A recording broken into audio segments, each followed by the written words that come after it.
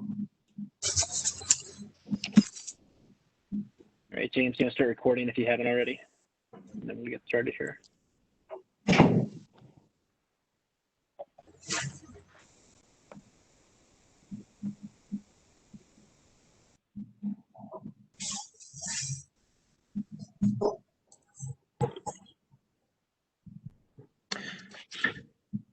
I'd like to welcome everybody to our second The Imaging Council JACC Journal Club. I'm Lawrence Fredsky from Jewish General Hospital, McGill University, representing ACC's Imaging Leadership Council and also as a senior editorial consultant for JACC. We started this series in order to highlight some unique lessons that we learned from case reports, or what I like to call the N of 1 experiment. At the bedside, this is really what drives innovation. JACC case reports, led by their Julia Grafso, was designed to provide opportunities for early career cardiologists to train to submit unique cases mentored by experienced teachers. Our first session in August was a great success, and we've selected a fantastic and unique case to highlight.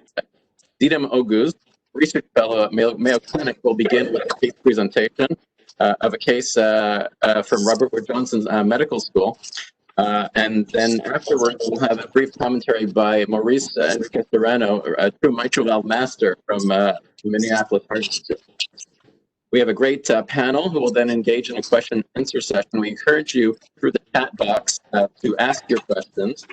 Please send them to everyone so that we can all see them. Our panelists today are Eric Giselbacher, who has worn many, many hats at Mass General and Harvard University, but his participation is the context of the founder of MGH's heart valve program. We have Dr. Jordi Strom from Beth Israel Deaconess Harvard, Francesco Maizano, who is the head of the Heart Center at the University of Zurich, and his colleague Maurizio Taramasso, also from the University of Zurich. So let's dive into our case. Didem, please go ahead. Sure. First, I would like to thank editorial board for this opportunity. The title is Microclip implantation in a patient with post-surgical repair of primum ASD and residual mitral cleft.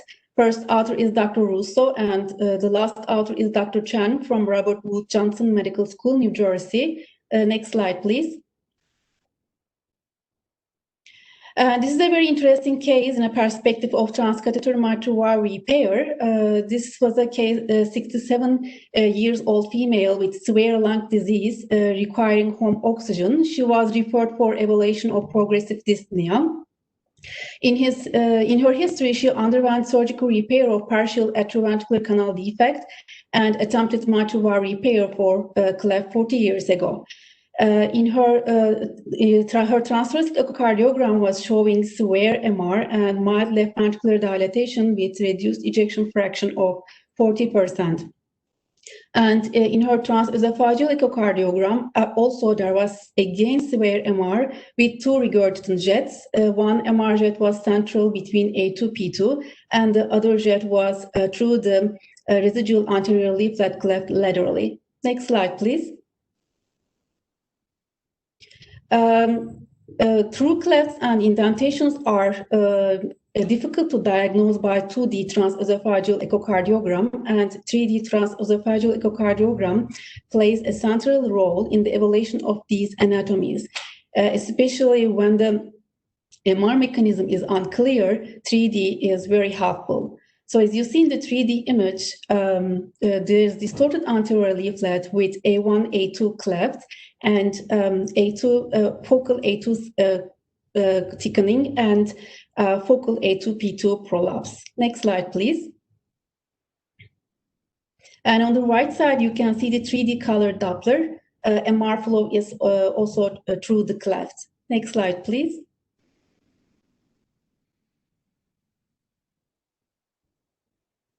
And given the patient high surgical risk, the team decided to attempt a transcatheter mitral valve repair. NTR Microclip at the A2P2 scallops medial to the cleft was deployed, which eliminated the central MR jet. Next slide, please. And however, after first Microclip, moderate residual MR lateral to the clip appeared secondary to the cleft. Next slide, please. So the team decided to attempt second Microclip. Second NTR Microclip was aligned perpendicular to the first clip and deployed between A1, A2, and which with grasping the enough tissue and thus closing the cleft. The result was really good, successful. After second Microclip, there was significant improvement in pulmonary venous flow pattern and mild residual MR, and transmitral mean gradient was 5 millimeter mercury. Next slide, please. We also write an editorial about this case. Next slide, please.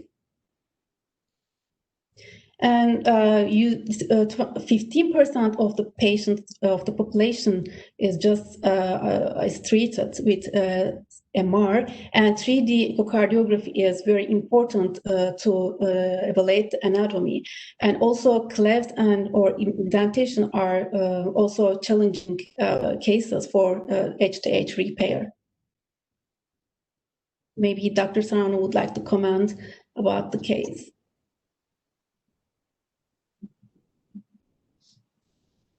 Thank you, Didem.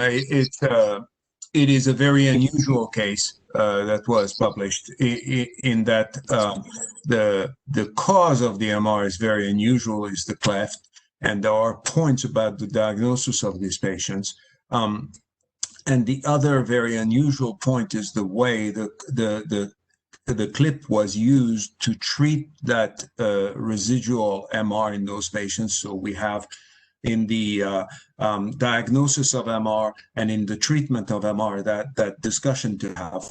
And then the one of the major points is that we have an unusual treatment for a population that is markedly undertreated, and that's the upper part of your graph showing that in fact overall in the community only 15% of patients with moderate or severe MR are ever treated during their lifetime. And I know that Eric will be talking about this undertreatment of MR. The treatment that is the only approved treatment is the surgical treatment of mitral regurgitation, most often a repair. But in this case, it's interesting that the patient was previously operated, and it underscores how difficult the treatment of this type of patient is with a cleft. But a considerable number of patients with mitral regurgitation are not treated ever for their mitral regurgitation, and as a medical community, we have a task of addressing that, and that's the point that we're going to be discussing with our panel today. And so Lawrence, if you want to take it from there, we're happy to have that discussion. Thanks. Eric, I don't want to compare hypertension to mitral regurgitation, where we usually would like to intervene prior to symptoms. It's easier to convince somebody to take a pill or two than to undergo surgery, even if it's minimally invasive or robotically assisted or whatever. But we know, and your sites and Maurice have been instrumental in showing the effects of undertreatment and not treating. Could you perhaps tell us what considerations go through and how as a cardiology community do we actually make sure that the patients get appropriate therapy? Well, thanks, Lawrence. You know, I think it's always fun to see really cool cases like this, where we use modern technology to solve very specific problems. But we have to remember the denominator here. There are a huge number of patients with untreated valvular heart disease, and today in particular thinking about mitral regurgitation. There are several reasons for that. One is that the disease often goes undiagnosed. We don't detect it in the first place. Secondly, many of the clinicians treating these patients don't know or recognize the agreed upon criteria for moving ahead with valve intervention. And then often the assumption is that patients, particularly older patients or patients with comorbidities, aren't candidates for intervention, and so then we leave them untreated. A case like this, it's a complex valve, so people probably didn't feel there was an option for this patient until the Microclips were tried. Next slide, please. So just looking at the prevalence of undiagnosed valvular heart disease, the Oxval population study In Europe, 2,500 subjects 65 years or older from a primary care population were screened using transthoracic echo, and 11.3% of them were found to have moderate or severe valvular heart disease. Notice that 6.4%, it was undiagnosed, 5% it had been previously diagnosed. So more than half of these patients had undiagnosed significant valvular heart disease. And in fact, if you look at a new diagnosis, undiagnosed moderate or severe MR, 2.3% of that population had this. So how can we be treating it if we're not diagnosing it in the first place? And as you can see, MR was the most prevalent of all of the valvular lesions. Next slide. But even when patients have been diagnosed with severe MR and they're symptomatic, we don't necessarily do the right thing. In the Euro Heart Survey of valvular heart disease, which included 5,000 subjects, you can see 546 of them had severe MR, and of which almost 400 had severe MR plus symptoms. I mean, this should be a no-brainer. These people meet criteria for valve intervention, and yet surgery was denied in half of these patients. You can see reasons that it was denied more frequently in older patients than younger patients. But those 70 to 80, that's not that old these days, not for open heart surgery or minimally invasive procedures, yet 58% of those patients didn't get intervened upon. It was more frequently denied when the EF was less than 60%, but those are the ones whose LV is in trouble, and if we don't intervene, their prognosis is poor.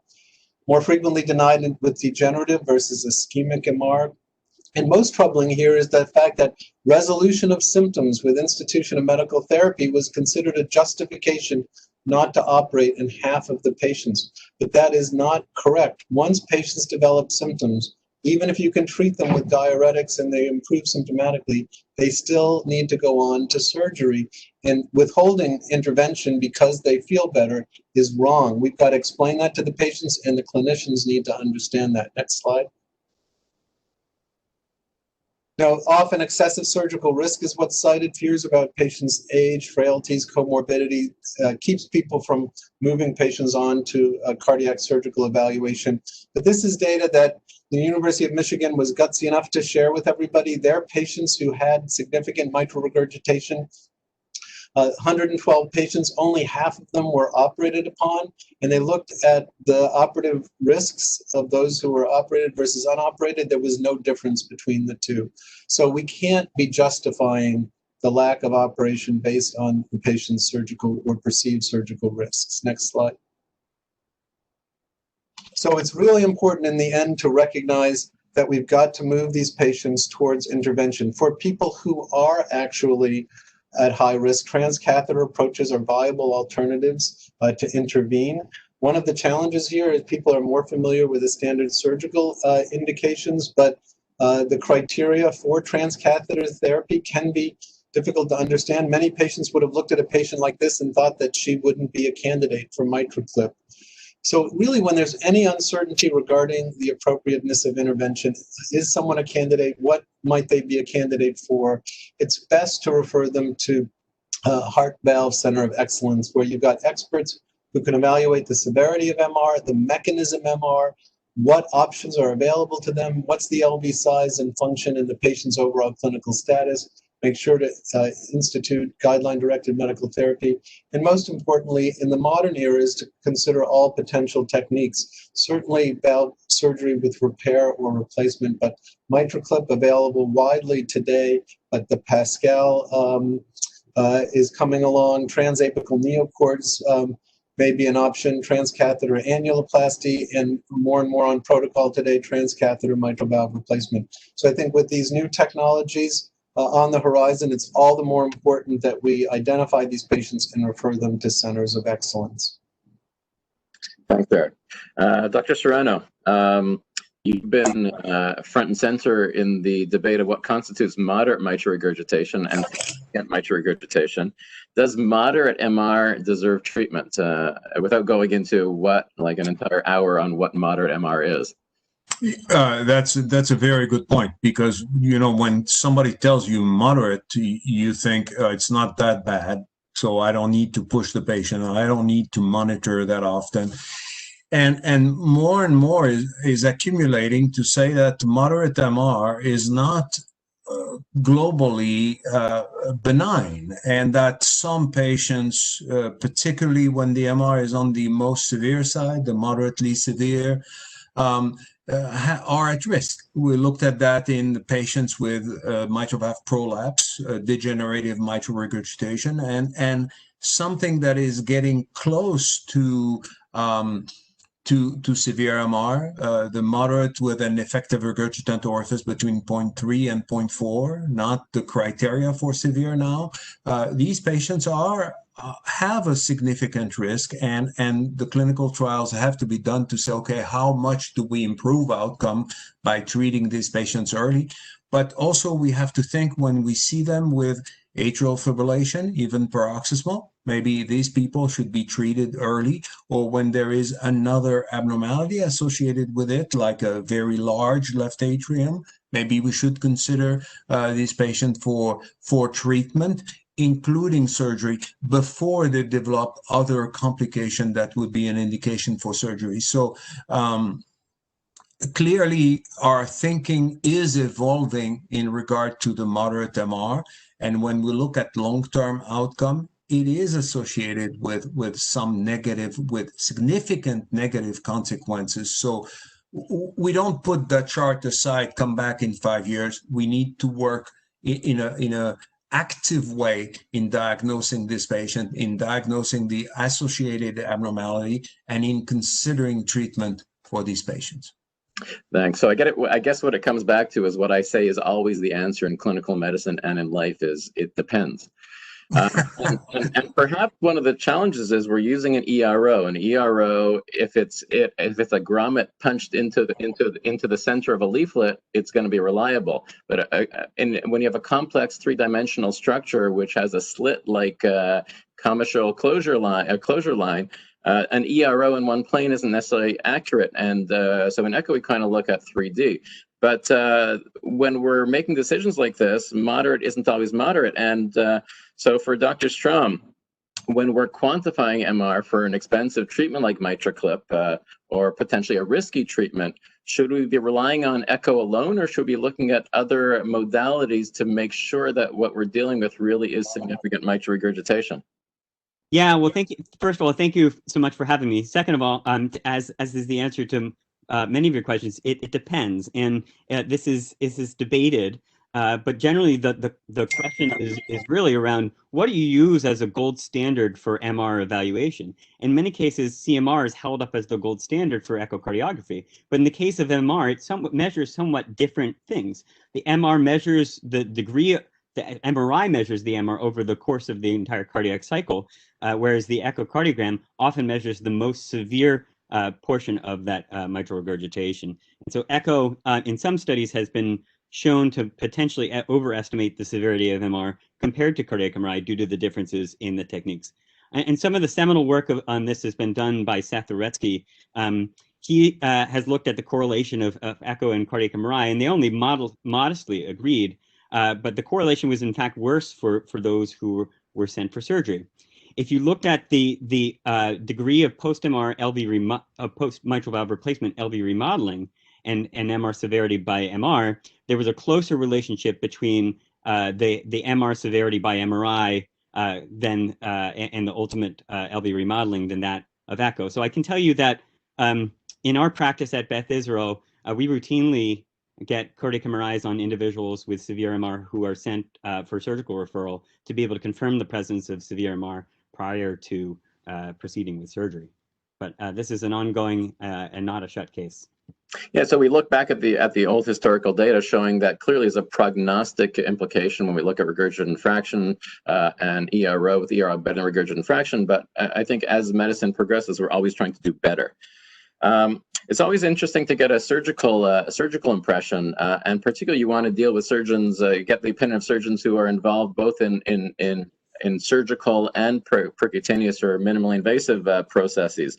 So Maurizio, can you give us some of your thoughts on a surgical approach and when we should be looking at percutaneous approaches towards repair of severe mitral regurgitation? Yes, I think overall, we have to distinguish. We have to distinguish between the etiology. For sure, if the etiology is degenerative, we have several data showing that even if the patient is asymptomatic, and Maurice can talk about this much better than me probably, but if the valve is amenable for repair, we got better outcome if we treat the patient earlier. And earlier means before the onset of LV dysfunction, ideally before the onset of left atrial dilatation, before the onset of atrial fibrillation and pulmonary hypertension. So patient with severe MR, if the valve is amenable for repair, and let's say that if the etiology is degenerative, in more than 95% of the cases, the valve should, at least in theory, be repaired, then this should be carried out. If the valve is not repairable, so if the anatomy is not good for repair and we have to replace the valve, then it makes sense to keep the patient in strict follow-up and wait for the onset of symptom or wait for the onset of some ventricular dilatation, atrial dilatation, so sign of, let's say, that our heart is suffering. Because obviously the impact, the pathophysiological impact of a prosthesis in mitral position is quite high. So even if there are no comparison, randomized trial comparing repair and replacement in degenerative etiology of MR, we know from clinical experience and from observational data that repair is obviously better, and we should not wait too much. Also because not all the patients are so good to come to regular follow-up. Most of them, if they feel good, maybe they do a control and then we don't see them for years, and then when they come back, LV is already enlarged and then the outcome is somehow affected. Thanks. Different is for functional etiology. Functional etiology is a bit different. Functional etiology, we don't have good data supporting surgery, I would say, unless there is a need for concomitant myocardial revascularization, and then it could make sense in some selected cases, obviously, to address the mitral as well together. In those patients, then transcatheter treatment play and will play more and more a predominant role. Obviously, we know from co-op trial and for mitral FR that we should not wait too much in the real world. So outside the trial, we know that the patient should be under optimal medical therapy, should be, if indicated, resynchronized, but then we should not wait too much, otherwise we can lose the prognostic benefit. And obviously transcatheter treatment plays a big role also for high-risk patients with degenerative etiology. Surgery is the gold standard therapy, but if the patient is polymorbid, is old or frail, then obviously transcatheter treatment has to be considered as well. Thanks. Eric, I'm going to jump ahead to Francesco, just so we can get into a little bit more of the technical issues. So during the case presentation, we heard that the unique components of this were both the indication in terms of the cleft and a second procedure, and also the atypical placements. Francesco, can you tell us a little bit about the evolution as we go from green to yellow to red and more challenging cases? Commissural closures, what are the technical difficulties and how are we able to evolve in the manner that we are? So thank you for the question. So first of all, we are really dealing in this particular case with a very, let's say, uncommon case. First of all, it's not functional, it's not degenerative, it is a grown-up congenital cardiology kind of case. It's a simplification to say that it is a cleft. I mean, this is an AV canal, a partial AV canal kind of valve, which have been treated as usual with partial closure of the so-called cleft, which is basically is a commissure between the lateral and the medial leaflet of this common valve. And it is not unusual to see these patients coming back after a few years in their 40s, 50s, with often with a mixture of MR and mitral stenosis. So it could be a real challenging situation, which is also challenging because of the risk of LVOT obstruction. In this particular case, I think it's been a great demonstration on how somebody with expertise can tackle complex anatomies. And the reason why I say that is that you know, the operators took a bold decision to put the second clip 90 degrees to the first one, and I think it was a good decision. And there is a reason for that. The reason for putting the clip 90 degrees is that you are actually addressing the two leaflets, so the two halves of the anterior leaflet actually are two leaflets, are two facing leaflets in this particular anatomy. And then it makes sense to put a clip 90 degrees to close the cleft, just like what would be the surgical approach in a patient like this. Usually when they come back after a previous operation, the surgery is a combination usually of some form of angioplasty plus an extension of the closure of the cleft. I would like to tell you one story. Maybe you don't know that. You know, we're talking about Microclip, and the father of Microclip, I would say, is Alfieri. And maybe you don't know that Alfieri published, I think it was 1989, something like that, few years before the first Alfieri technique. He published a case report on two patients who came for AV canal correction, having a congenital double orifice valve, which was leaking. And he treated these two patients with a triple orifice approach, closing the cleft not at the base, but closing the cleft in the middle of the valve to improve diastolic opening. So it's interesting how, you know, today we talk about this case, which has been treated actually exactly more or less in the same way. So putting a suture, in this case, a clip in the middle of the valve. And so the story is a little bit like Back to the Future. Nothing comes from nothing. There has been already somebody doing similar things in the past. But I think it's important also to put this into context. I mean, we are making a discussion on a very complex, unique case. And when we talk about early indications and things like that, this is not the typical case for early indication. We need to be very clear. This is a challenging anatomy, beautifully treated. But if I was talking to this patient, I would not be so easy and say, yeah, it's gonna go well. So the risk of having a bad outcome in this case is always there. So congratulations for those who were able to perform this procedure, and I think it's something that has to be understood by the bigger audience.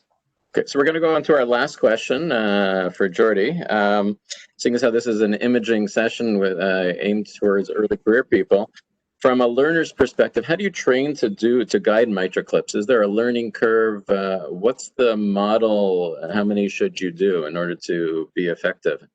Yeah, this is also really unclear. There's not really data out there to be able to guide this. I actually polled people a couple of weeks ago on social media and got 191 responses, and most, in fact, a majority, 57%, said around 25 to 50 cases is adequate, and that's really what has been put out there also in the literature by consensus opinion. But I think it is a little unclear. The skills really are to acquire are sort of probe, machine manipulation, acquiring really excellent images quickly, comfortability with fluoroscopy, knowing the anatomy, and recognizing complications. And of course, complex cases like this require more volumes and more understanding. If we look at the operators, there's good data now to suggest that above 50 cases, up to about 200 cases, is associated with decreased procedure time, improved procedural success, and lower procedural complications, both for the individual and also underlying center. But we as cardiac imagers don't really have a clear data-driven answer to that question yet. You have to keep It's kind of interesting because the operator is gauged on success rate, but some of which is dependent on the guidance. So I want to thank all the presenters and the panel for this incredible session. We've witnessed that it's really critical to understand the anatomy of the mitral valve and the key role of multimodality imaging in diagnosis of MR, determining the timing of surgery, feasibility of repair, and also guiding percutaneous treatment. As our percutaneous treatment and technology evolves, we're actually going to rely more and more on non-invasive imaging to guide us. And it's actually imaging that it's going to, and the ability to image effectively is going to drive and permit these innovations. I also want to thank the incredible support of the American College of Cardiology and the audience. Please send feedback and comments to the chat box before you log off so we can continue to improve our sessions. And on behalf of the Imaging Council and JACC Case Reports, I want to wish you a great day wherever you are and look forward to our next session in approximately 2 months. And I ask you all to please stay safe. Thank you.